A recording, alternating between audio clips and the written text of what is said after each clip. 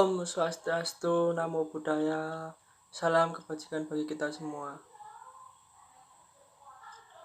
Ya, di sini kami dari kelompok 3 yang beranggotakan Dia Novitasari, NPM 124, Aulia Satya Putri, NPM 129, Riani, NPM 136, dan saya sendiri, NPM 161. Ingin mempresentasikan hasil diskusi kami. Pengertian budaya organisasi. Secara umum, konsep organisasi dibagi menjadi 2 school of thought atau mazhab, ideational dan adaptationist school. Budaya organisasi merupakan sesuatu yang kompleks yang tidak bisa dipahami hanya dari pola perilaku orang-orangnya saja, tetapi juga sumber perilaku tersebut. Hubungan resiprokal keduanya cukup penting dalam mempelajari budaya. Definisi budaya organisasi dibagi menjadi 3. Yang pertama, menurut Ideational School, sistem makna yang diterima secara terbuka dan kreatif yang berlaku untuk waktu tertentu bagi sekelompok orang tertentu. Yang kedua, menurut Adaptationist School, Adaptational School lebih menekankan pada pentingnya memahami budaya dari aspek perilaku manusia. Dan yang terakhir, ketiga, menurut Realist School, ketika asumsi dasar telah menjadi panduan hidup anggota organisasi sebagai landasan untuk berpikir, bertindak, atau mengemukakan pendapat secara perlahan-lahan, anggota organisasi sesungguhnya mulai membentuk nilai-nilai baru yang ditunjukkan pada perilaku sehari-hari. Baik, di sini saya akan melanjutkan presentasi dari rekan saya. Nah, kali ini untuk pembahasan selanjutnya yaitu mengenai apa sih itu monokultur versus apa itu multikultur. Jadi untuk monokultur itu sendiri diartikan sebagai sebuah organisasi yang hanya memiliki satu macam budaya. Sedangkan multikultur adalah sebuah organisasi yang mempunyai lebih dari satu macam budaya. Jadi kalau monokultur itu satu, sedangkan multikultur itu bisa lebih dari satu ya di dalam sebuah organisasi seperti itu. Nah, kan biasanya nih di dalam kita memahami sebuah budaya organisasi, seringkali muncul sebuah pertanyaan di dalam benak kita, apakah organisasi ini termasuk di dalam monokultur atau multikultur ya? Nah, kan ada baiknya untuk menjawab pertanyaan ini kita itu harus memperhatikan apa sih yang dikemukakan oleh Peter dan Waterman tentang sebuah karakteristik perusahaan yang berhasil yang akan dijelaskan di slide berikutnya. Baik, untuk pembahasan selanjutnya yaitu di sini ada menurut Peter dan Waterman JR yaitu terdapat faktor-faktor yang menyebabkan keberhasilan perusahaan. Jadi menurut Peter dan Waterman ini apabila sebuah perusahaan dikatakan berhasil apabila terdapat faktor-faktor ini yaitu ada 8. Yang pertama itu adalah berpihak dalam bertindak. Maksudnya adalah persoalan-persoalan perusahaan ini akan semakin berkurang jika semua pekerjaannya itu dipecah-pecah menjadi bagian yang lebih kecil yang dapat terkendalikan dan dikerjakan oleh tim-tim kecil seperti itu. Yang kedua, dekat dengan konsumen. Maksudnya adalah perusahaan ini haruslah didorong untuk lebih berorientasi kepada kebutuhan konsumen ketimbang lebih mementingkan teknologi yang digunakan. Jadi kebutuhan konsumen ini haruslah diprioritaskan oleh pihak perusahaan agar dekat dengan konsumen. Yang ketiga itu ada otonomi dan entrepreneurship. Nah, maksudnya adalah perusahaan yang baik itu adalah perusahaan yang memiliki kemampuan untuk menjadi besar. Namun pada saat yang sama itu justru terkesan kecil dalam tindakannya. Nah, sehingga pihak perusahaan ini haruslah mendorong semangat entrepreneurship yang tinggi kepada orang-orang yang bekerja di perusahaan perusahaan tersebut. Sebab pihak perusahaan ini kan juga pada saat yang sama kan memberikan sebuah otonomi sampai pada level organisasi yang terbawah ya. Nah, jadi pihak perusahaan ini akan cenderung untuk menggunakan sebuah sistem komunikasi terbuka dan informal yang tampak pada tampilan fisik dan bentuk-bentuk material lainnya, seperti itu. Kemudian yang keempat adalah meningkatkan produktivitas melalui para pekerja. Nah, maksudnya di sini adalah para pekerja itu haruslah diperlakukan secara manusiawi agar tetap produktif. Nah, mereka itu harus diakui sebagai sebuah aset yang menjadi sebuah sumber produktivitas dan kualitas perusahaan, sehingga harus ada perasaan bahwa semua pekerja itu dianggap sebagai sebuah satu kesatuan keluarga, seperti itu. Yang kelima adalah harus ada yang namanya itu hands on, yaitu memberi berkah atau berorientasi nilai. Nah, maksudnya adalah berorientasi nilai ini adalah harus jelas apa sih arti atau makna sebuah perusahaan. Setiap orang itu memahami dan digerakkan oleh sebuah nilai-nilai perusahaan yang biasanya itu digunakan secara kualitatif dan bukan kuantitatif ya, seperti itu. Kemudian yang keenam itu adalah teguh terhadap apa yang dikerjakan. Maksudnya di sini adalah mereka itu harus bisa mengerjakan yang terbaik bagi perusahaan, sehingga mereka harus berpegang teguh atas apa yang mereka kerjakan. Hal ini itu dilakukan agar memperoleh sebuah hasil yang memuaskan untuk kemajuan perusahaan. Kemudian yang ketujuh itu ada bentuk organisasi sederhana dengan jumlah staf yang ramping. Nah, maksudnya itu terdapat sebuah pedoman dasar bagi perusahaan yang baik, yaitu dengan menjaga segala sesuatunya itu harus tampak sederhana dan kecil, sehingga kita tidak heran ya dan tidak aneh apabila ada perusahaan yang dijalankan oleh kurang dari 100 orang ya, tetapi itu justru omsetnya tuh ratusan juta rupiah, seperti itu. Kemudian yang kedelapan adalah pengawasan yang longgar namun pada saat bersamaan itu juga ketat, jadi itu terdapat keseimbangan, seperti itu. Nah, maksudnya itu ada sebuah perusahaan ini sebaiknya itu ditekankan pada pengendalian diri melalui bisa melalui sharing nilai yang menjadi pedoman dalam berperilaku, bukan dengan sistem pengawasan yang kompleks dan kaku ya, nanti karena kan pegawainya jadi susah mengembangkan, seperti itu. Jadi harus imbang, ada saatnya untuk ketat, ada saatnya untuk longgar, seperti itu ya. Tapi tetap harus memperhatikan pengawasan, sehingga sebuah tindakan ini dapat dinilai baik buruknya itu bergantung pada dampaknya terhadap kualitas dan persepsi konsumen, seperti itu. Ya kan? Jadi, jika sebuah pimpinan perusahaan dan semua karyawannya ini mempunyai keyakinan yang sama terhadap faktor-faktor tersebut, maka dapat dipercaya bahwa perusahaan tersebut dapat dikatakan berhasil.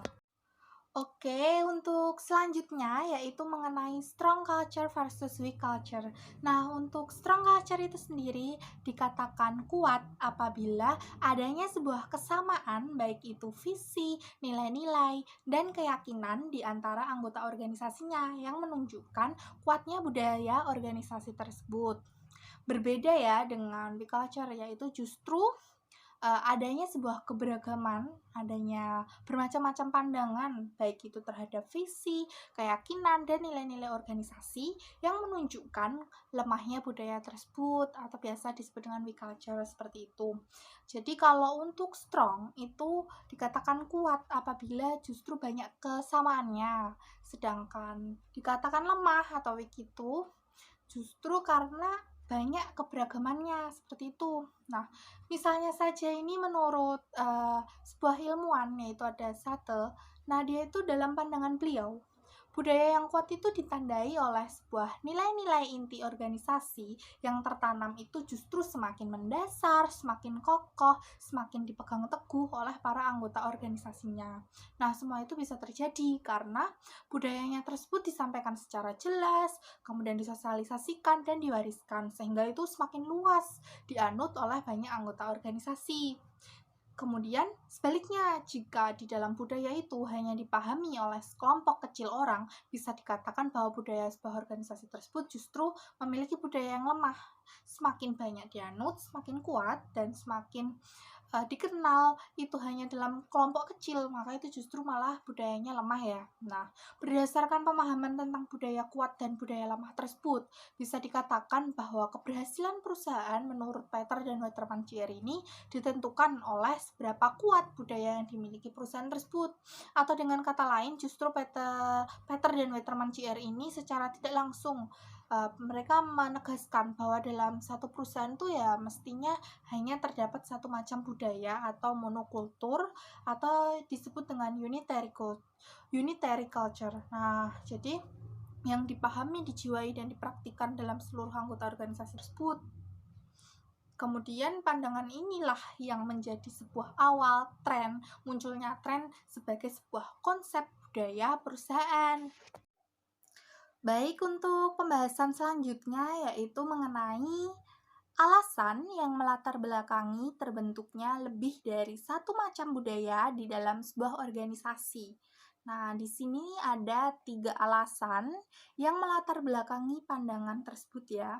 Yang pertama itu adalah meski organisasi itu didirikan oleh seseorang atas kelompok orang yang seide atau mempunyai kesamaan tujuan, tetapi individu-individu yang masuk belakangan ini justru berasal dari berbagai latar belakang yang berbeda, baik dalam hal pendidikan, kepribadian, maupun keluarga. Jadi, perbedaan latar belakang inilah yang merupakan awal dari perbedaan budaya dalam organisasi, sebab masing-masing individu itu mempunyai mindset yang berbeda yang mereka bawa di dalam kehidupan sebuah organisasi tersebut. Kemudian yang alasan kedua adalah individu-individu di dalam organisasi seperti ditegaskan oleh Bolon and Bolon tidak semata-mata sebagai objek yang hanya meneruskan budaya yang diciptakan oleh para pendiri dan pimpinan puncak organisasi. Nah, sebagaimana paham yang dianut oleh Skene terkait monokultur, tetapi juga sebagai subjek yang sekaligus bisa menciptakan budaya tersendiri. Kemudian, alasan yang ketiga adalah meski masing-masing organisasi itu mempunyai karakteristik tersendiri yang membedakan satu organisasi dengan organisasi lainnya, tetapi setiap organisasi itu merupakan bagian dari sistem sosial yang lebih luas, lebih besar, seperti itu. Artinya itu interaksi antar individu di dalam organisasi dan interaksi mereka itu dengan dunia luar organisasi serta interaksi antar organisasi itu pasti akan selalu terjadi.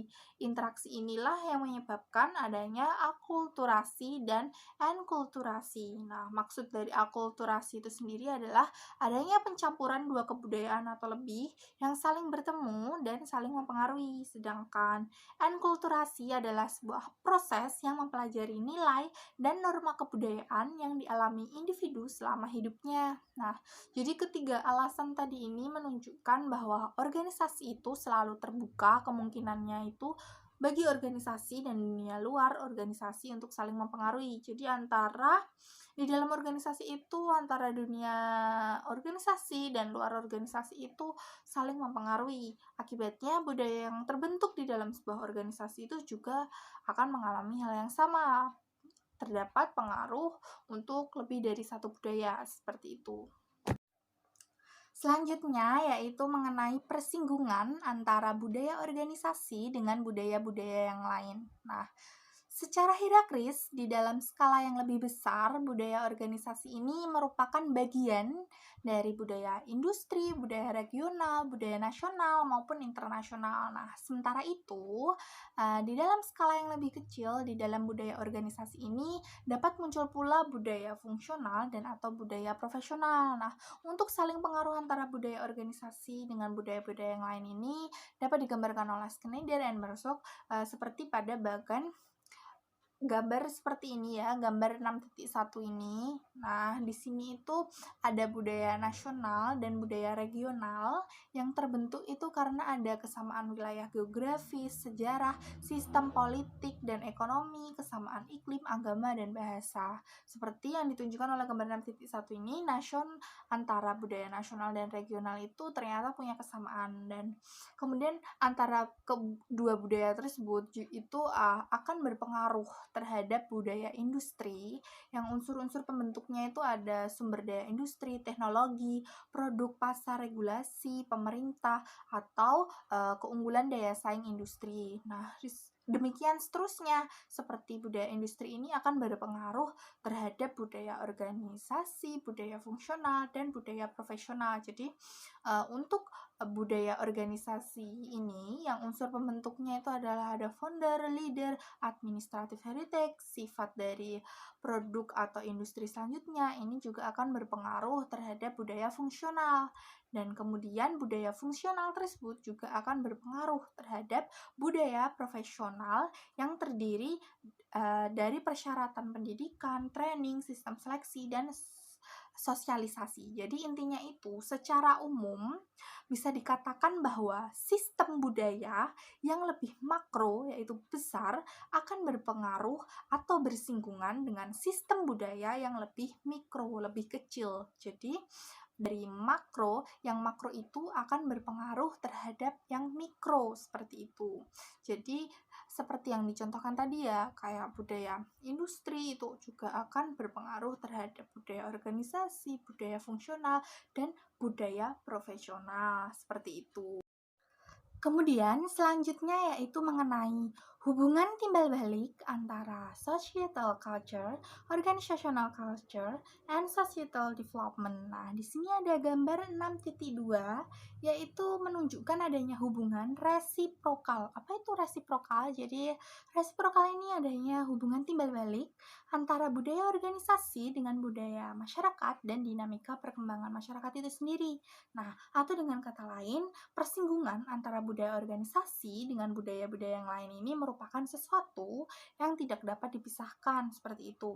Sehingga societal culture itu akan mempengaruhi organizational culture dan organizational culture itu akan mempengaruhi societal development, dan di mana societal development itu akan kembali mempengaruhi societal culture dan begitu seterusnya sehingga membentuk sebuah hubungan resiprokal, dan hubungan ini merupakan hubungan yang saling mempengaruhi dan tidak dapat dihindarkan. Jadi seperti itu ya, ada hubungan timbal balik. Jadi antara budaya masyarakat ini akan mempengaruhi budaya organisasi, dan budaya organisasi akan mempengaruhi dinamika perkembangan masyarakat, dan dinamika perkembangan masyarakat ini akan kembali mempengaruhi budaya masyarakat itu sendiri. Jadi seperti itu, ada hubungan timbal balik.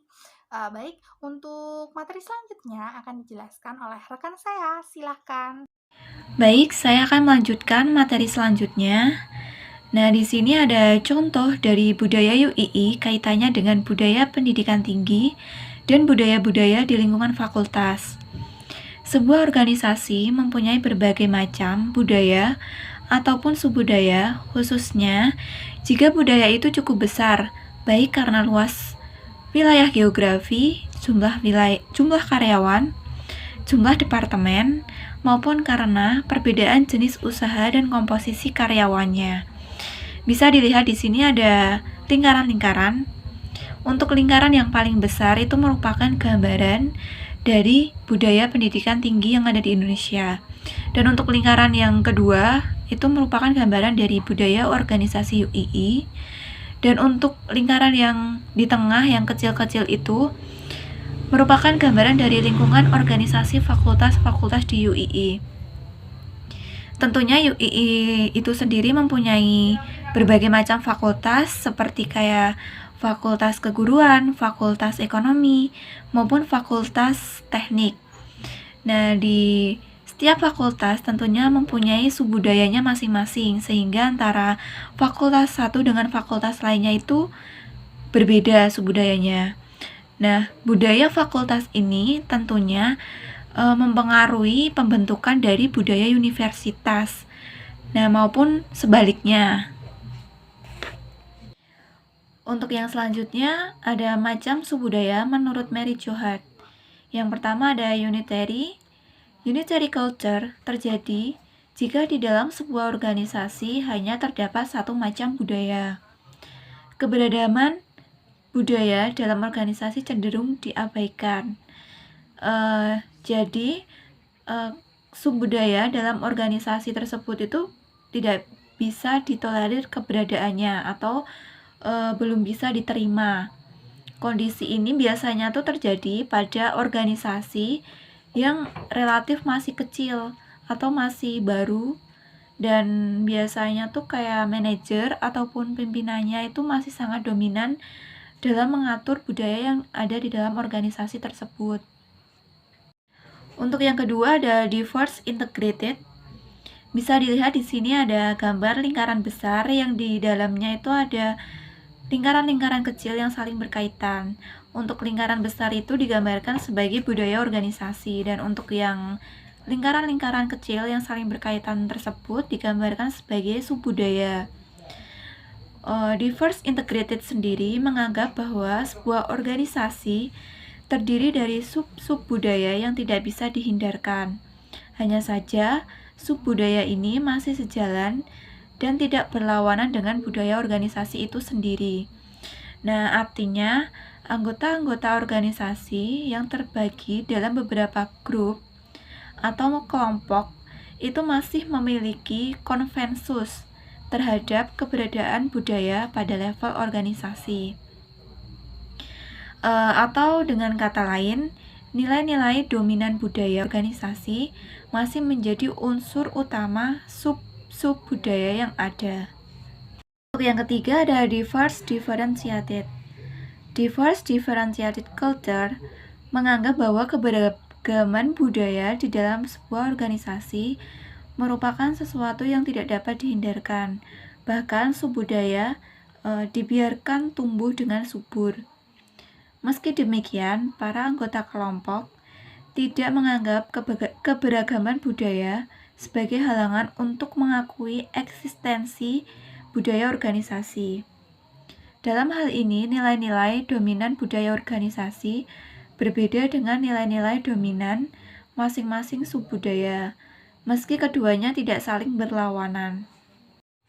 Untuk yang keempat ada diverse fragmented.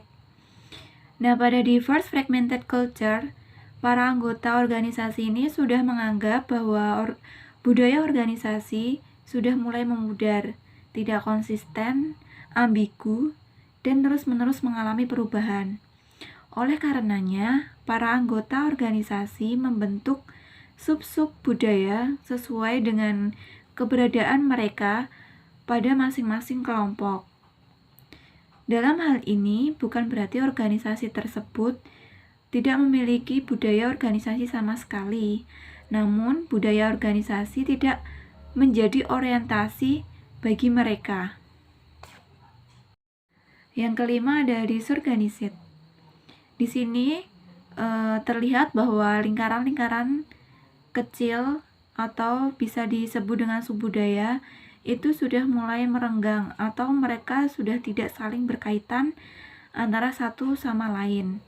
Nah, untuk disorganized culture ini dipahami sebagai organisasi yang budayanya itu sudah punah.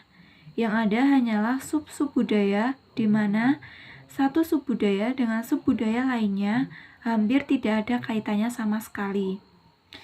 Nah, kondisi ini biasanya terjadi ketika organisasi mengalami perubahan mendasar, seperti ketika sebuah perusahaan diambil alih oleh perusahaan lain, atau ketika terjadi perubahan kepemilikan. Selanjutnya yaitu mengenai budaya organisasi dan iklim organisasi. Di slide sebelumnya pada sub pokok pembahasan yang A telah dijelaskan bahwasannya pengertian budaya organisasi ini adalah sebuah sistem makna bersama yang dianut oleh para anggota yang ini membebankan suatu organisasi dari organisasi lainnya. Kemudian pada yang pertama sebelumnya juga telah dibahas bahwasannya iklim organisasi ini adalah serangkaian lingkungan kerja di sekitar tempat kerja yang berpengaruh terhadap perilaku seseorang dalam melakukan suatu pekerjaannya. Jadi telah jelas di sini bahwa budaya organisasi ini adalah makna bersama yang dianut oleh para anggotanya. Kemudian pada iklim organisasi ini adalah bagaimana serangkaian lingkungan di sekitarnya. Kemudian yaitu sebagai contohnya terjadinya overlapping antara konsep iklim organisasi dan budaya organisasi ini sendiri dapat disimak dari dua penelitian berikut ini. Yang pertama yaitu oleh Litwin dan Singer pada tahun 1969 meneliti dampak situasi atau lingkungan organisasi terhadap motivasi individu, yakni motivasi, inspirasi, dan motivasi berkuasa dengan menggunakan restanging sebagai salah satu variabelnya. Kemudian oleh Aurelini, Chapman, dan Cadwell pada 1991 mengeklaim kecocokan hubungan antara manusia dan lingkungan.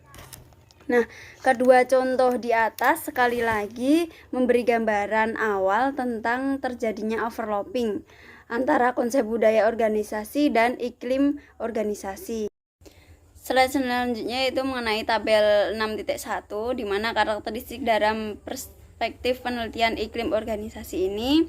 Namun sebelum menginjak dalam karakteristik ini, saya ingin menyinggung pengertian dari iklim organisasi itu sendiri, di mana menurut Taugiri dan Ledwin ini, iklim organisasi adalah kualitas lingkungan internal organisasi yang dirasakan dan dialami para anggota organisasi yang mempengaruhi perilaku mereka dan yang bisa dijelaskan dalam bentuk satu set karakteristik atau atribut organisasi.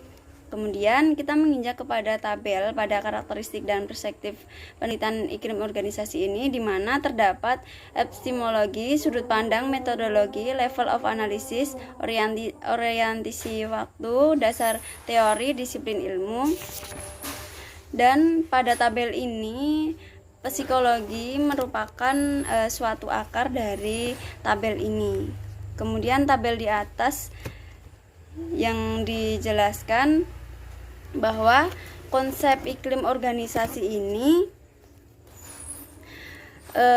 berakar pada disiplin ilmu psikologi tadi, khususnya psikologi dalam bidang sosial. Sedangkan landasan dari teori yang digunakan ini adalah dari Ledwin Freud Theory of Social Sciences. Kemudian berdasarkan kedua landasan filosofi tersebut, makna penelitian iklim organisasi seperti pada umumnya penelitian pada disiplin ilmu psikologi merupakan penelitian yang memotret fenomena organisasi seperti itu.